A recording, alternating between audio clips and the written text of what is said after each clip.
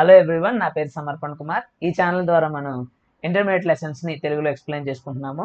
Prose కి సంబంధించి, పోయిటరీకి సంబంధించినటువంటి కొన్ని లెసన్స్ నేను పోస్ట్ చేయడం జరిగింది.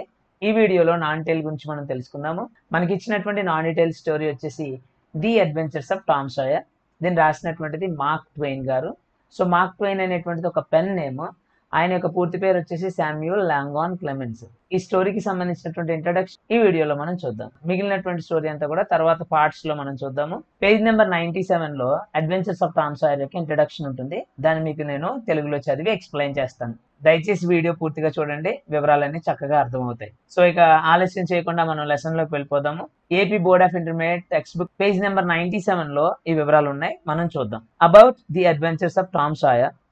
Mark Twain's The Adventures of Tom Sawyer, 1876 is a book for readers of all ages.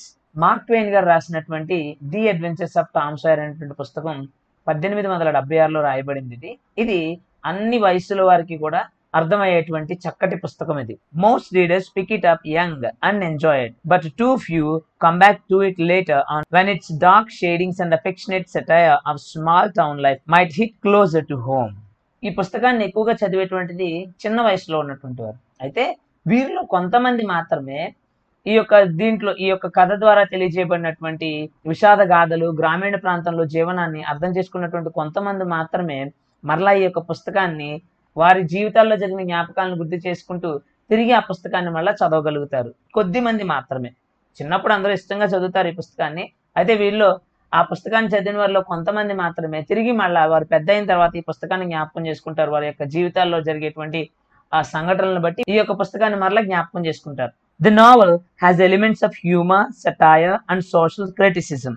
ఈ నావెల్లో నవ్వు తెప్పించేటువంటి విషయాలు ఉంటాయి, సమాజంలో చెడుని విమర్శించేటువంటి విషయాలు కూడా ఉంటాయి. Features that later made Mark Twain one of the most important authors of American literature. ఈ కథలోని ఎలిమెంట్స్ అయినటువంటి humour, satire and social criticism అనేటువంటివి అమెరికన్ లిటరేచర్ లో మార్క్ ట్వెయిన్ గారిని ఒక ప్రధానమైన రచయితగా నిలబెట్టాయి. The novel, a child's adventure story, the story of a young boy's transition into a young man, has a double appeal. ఈ యొక్క novel అంతా కూడా ఒక చిన్న పిల్లాడి యొక్క సాహసోపేతమైనటువంటి జీవిత యాత్ర, ఏ విధంగా అతడు చిన్న పిల్లాడి స్థాయి నుండి పెద్దవాడిగా మారాడు అనేటువంటి విషయాన్ని ఈ యొక్క నావెల్ తెలియజేస్తుంది మనకి. అయితే ఈ కథ ద్వారా మనం రెండు రకాల విషయాలు తెలుసుకోవచ్చు.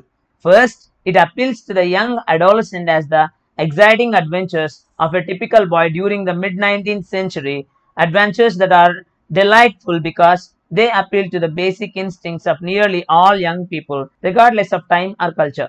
ఈ సాహస కార్యాలు అనేటువంటివి సమయానికి, సంస్కృతికి అతీతంగా ఏ సమాజంలోనైనా సరే ఈ చిన్న పిల్లలు అనేటువంటి వాళ్ళు అడ్వెంచర్స్ చేయడానికి ఇష్టపడతా ఉంటారు. ఇంట్లోనే కూర్చుని ఒక చోట ఉండడానికి ఇష్టపడరు.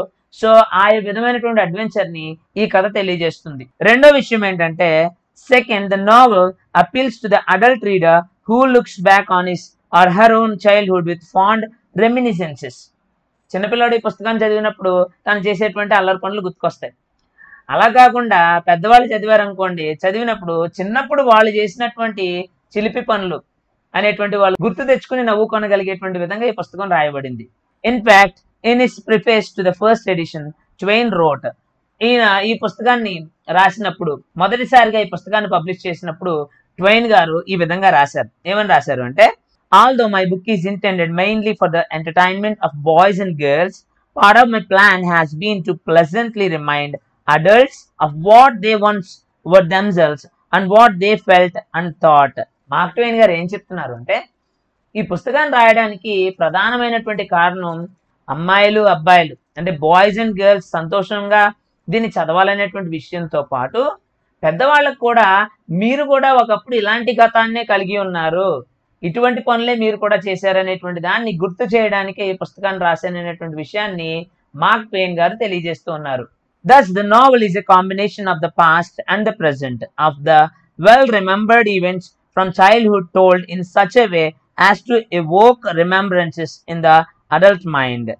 కాబట్టి ఈ యొక్క నావెల్ అనేటువంటిది గతాన్ని, వర్తమానాన్ని కలిపి రాసినటువంటి ఒక అద్భుతమైనటువంటి నావెల్.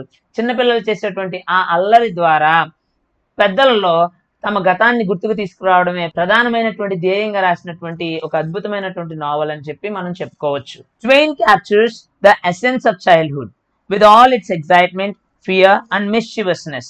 మార్క్ ట్వైన్ గారు ఈ యొక్క నావెల్ రాసేటప్పుడు బాల్యం యొక్క అద్భుతమైనటువంటి క్వాలిటీస్ అయినటువంటి ఎక్సైట్మెంట్, ఫియర్ అండ్ మిస్చివస్నెస్, భయం, సంతోషంతో కూడినటువంటి ఆతృత, అదే విధంగా అల్లరి, ఈ మూడు విషయాల్ని ప్రధానంగా ఈ నావెల్ ద్వారా ఆయన మనకి తెలియజేస్తూ ఉంటారు. Likewise the characters Tom himself, Becky Thatcher, Huck Finn, Injun Joe and Aunt Polly have become part of American heritage. అదే విధంగా ఈ నావెల్ లో ఉన్నటువంటి క్యారెక్టర్స్ అయినటువంటి టామ్ సాయర్ గానీ, హకిల్బరీ ఫిన్ గానీ, బెకీ థాచర్ గానీ, ఆంట్ పాలీ గానీ, ఇంజన్ జో గానీ, వీళ్ళందరూ కూడా అమెరికన్ సంస్కృతిని ప్రతిబింబిస్తూ ఉంటారు. Although Tom Sawyer is set in a small town along the western frontier on the banks of the legendary Mississippi River.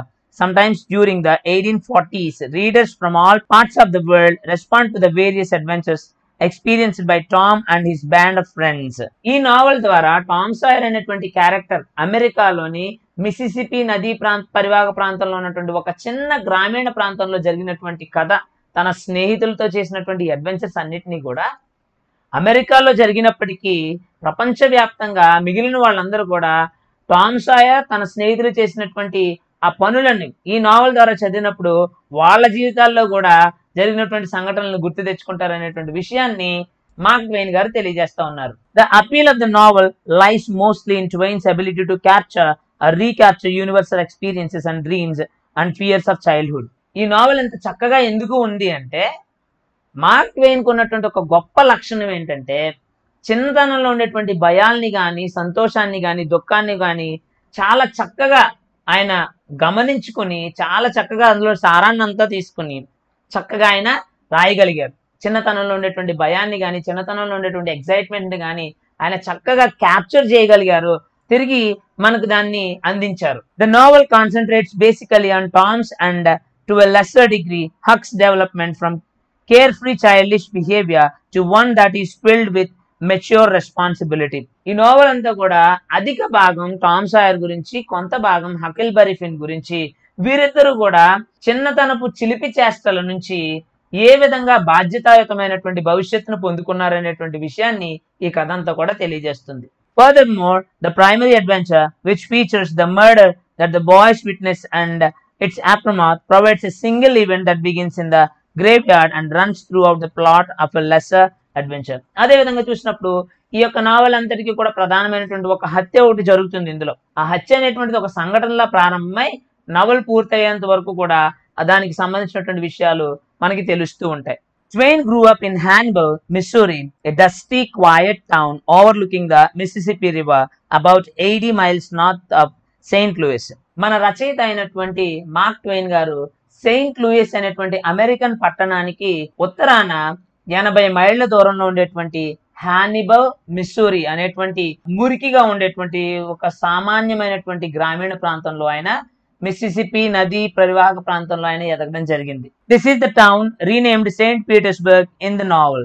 ఈ నావెల్లో మన కథ అంతా కూడా సెయింట్ పీటర్స్బర్గ్ అనేటువంటి ఒక ప్రాంతంలో జరుగుతుంది. అది నిజానికి మిస్సూరి, హానిబల్ అంటే మన మార్క్ ట్వైన్ గారు ఎదిగినటువంటి ప్రాంతమైనటువంటి హానిబల్నే ఈయన సెయింట్ పీటర్స్బర్గ్ అనేటువంటి పేరుతో నవల్లో మనకి పరిచయం చేశారు. That Tom and Huck and other characters inhabit. అదే విధంగా టామ్ సాయర్, హకిల్బరీ ఫిన్ ఇలాంటి క్యారెక్టర్స్ అన్ని కూడా మార్క్ ట్వైన్ గారి గ్రామంలో ఉన్నటువంటి వ్యక్తులను బట్టి ఈ క్యారెక్టర్స్ ని రాయడం జరిగింది. The Jackson's island of Tom Sawyer is an actual island located just south of the town, close to the Illinois side of the river. ఈ నావెల్లో ఉన్నటువంటి జాక్సన్స్ ఐలాండ్ అనేటువంటిది నిజంగా ఉండింది. అది ఎక్కడ ఉండదంటే మిసిసిపి నది ఒడ్డున ఉన్నటువంటి ఇలినాయిస్ అనేటువంటి ప్రాంతానికి దగ్గరలో ఈ ఐలాండ్ అనేటువంటిది ఉండడం జరిగింది. The cave that Injun Joe inhabited still exists, as do the houses that the widow Douglas and Aunt Polly supposedly inhabited. So ఇక్కడ ఉండేటువంటి దీంట్లో ఇంజన్ జో చనిపోయినటువంటి ఆ యొక్క గుహ ఇప్పటికీ ఉంది. అలాగే ఆంట్ పాలీ గారు, విడో డగ్లస్ గారు నివసించినటువంటి గృహాలు కూడా అక్కడే ఉన్నాయి. ఈయన ఎక్కడైతే జన్మించారో హానిబల్, మిసూరి అనేటువంటి ప్రాంతంలో ఉండేటువంటి ఆ గృహాల ఆధారంగానే ఈ యొక్క కథలో ఉండేటువంటి క్యారెక్టర్స్ ని, అదే విధంగా ప్రాంతాలని కూడా ఆయన రాయడం జరిగింది.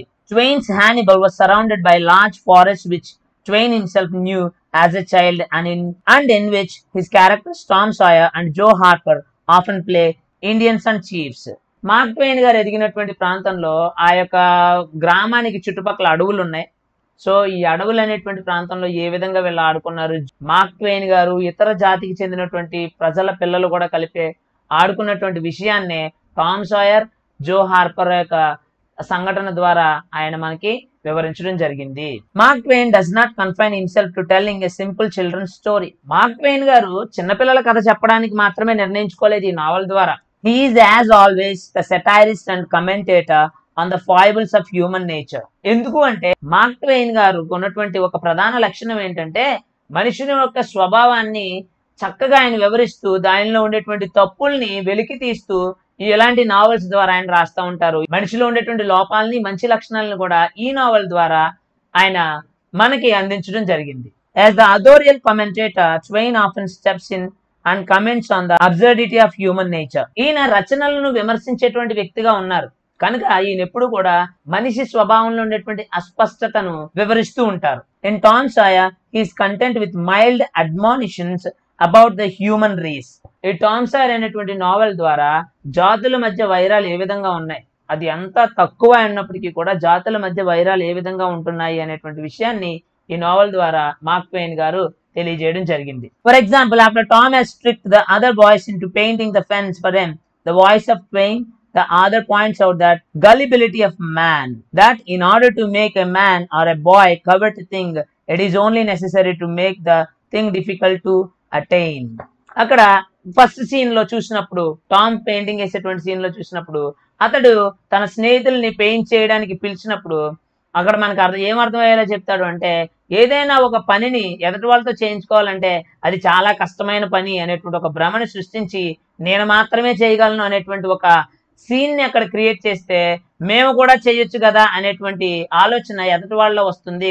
ఇది మానవ సహజంగా వస్తూ ఉన్నటువంటి విషయం అని చెప్పి మార్క్ ట్వెయిన్ గారు తెలియజేస్తా ఉన్నారు. Twain criticises the adult attitudes and behaviours throughout the novel. ఈ నావెల్ అంతా కూడా మనం చూసినప్పుడు మార్క్ ట్వెయిన్ గారు పెద్దల యొక్క మనస్తత్వాన్ని, వారి యొక్క ప్రవర్తనను, వారి వైఖరిని విమర్శిస్తూ ఉంటారు. That is part of the conflict, the maturation of youth into adulthood conflicting with the disapproval of the adult behaviors that exist. It is this double vision that raises the novel above the level of a boy's adventure story. చిన్న పిల్లాడిగా ఉన్నటువంటి Toms యొక్క ఆలోచనకి వారి యొక్క మిగిలినటువంటి adults యొక్క ఆలోచనలకి చాలా తేడా ఉన్నది. సో ఈ రెండింటి మధ్య తేడాన్ని చూపిస్తూ ఆథర్ చాలా చక్కగా వివరించారు. కనుకనే ఈ కథ చిన్నపిల్లల కథ మాత్రమే కాకుండా వ్యక్తుల యొక్క గుణాలని పరిశీలన చేస్తూ రాసినటువంటి ఒక మంచి పుస్తకంగా ఇది పేరుగాంచింది. ఈ వీడియో మీకు నచ్చినట్లయితే దయచేసి లైక్ చేయండి, షేర్ చేయండి, నా ఛానల్ని సబ్స్క్రైబ్ చేయండి. Thank you. నెక్స్ట్ వీడియోలో కలుద్దాం.